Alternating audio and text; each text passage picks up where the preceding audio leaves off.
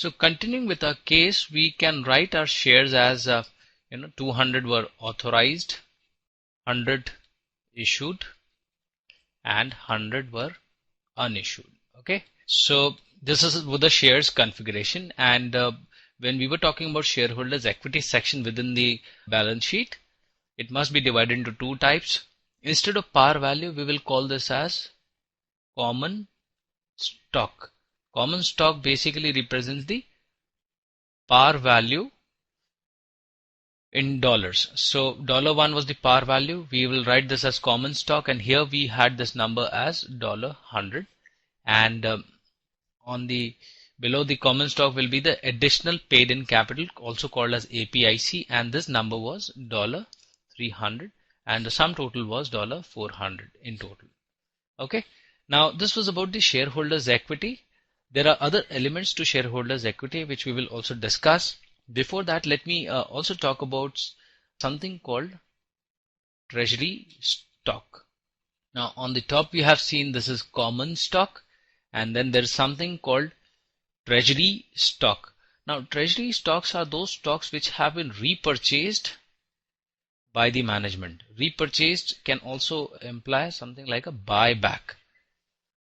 In which cases do you think that the company may like to buy back their own shares that were issued in the market? So again, please note, total number of shares were issued were 100, and the company may want to buy back their own set of shares. One reason when the company may like to buy back their shares is that they feel that the shares are trading at a price which is below their fair price.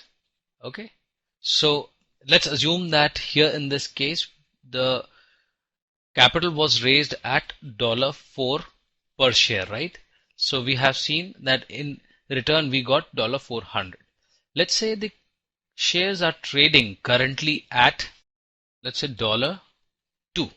This is the market price.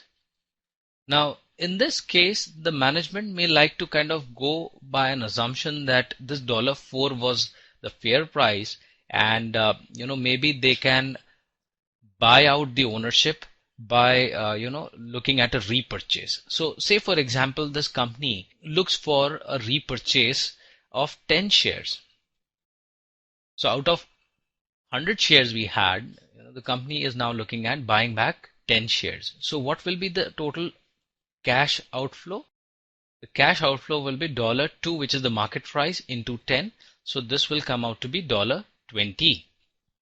And total number of shares outstanding would be, this will be 100 minus 10. So this would be 90 is the number of shares that would be outstanding. Now that we have repurchased the shares, the shareholders equity section will be modified a bit. So when we talk about common stock, please note there will be three things which will be written here. $1 par value. This is very important by default. Second, you'll also have to mention how many shares are authorized. So 200 were authorized. Third, you will also have to write how many were issued. So 100 were issued earlier. And how many are outstanding? 90 is outstanding. Okay. So issued and outstanding, both of them needs to be provided here. So common stock, $1 par value, and these three things you need to mention in terms of number of shares. So the total amount here was $100, which we had seen initially. The additional paid in capital, so this was obviously $300. So these two don't get disturbed here. The third one which we will now add is the treasury stock. Now this treasury stock will be calculated at the market price and the number of shares you have actually bought back. So this market price was $2, and number of shares that were bought back were 10. So here you will have this as a negative number. So this will be $20 which were bought back. So your remaining amount of shareholders equity here will be 100 plus 300 minus 20. So this comes out to be 380.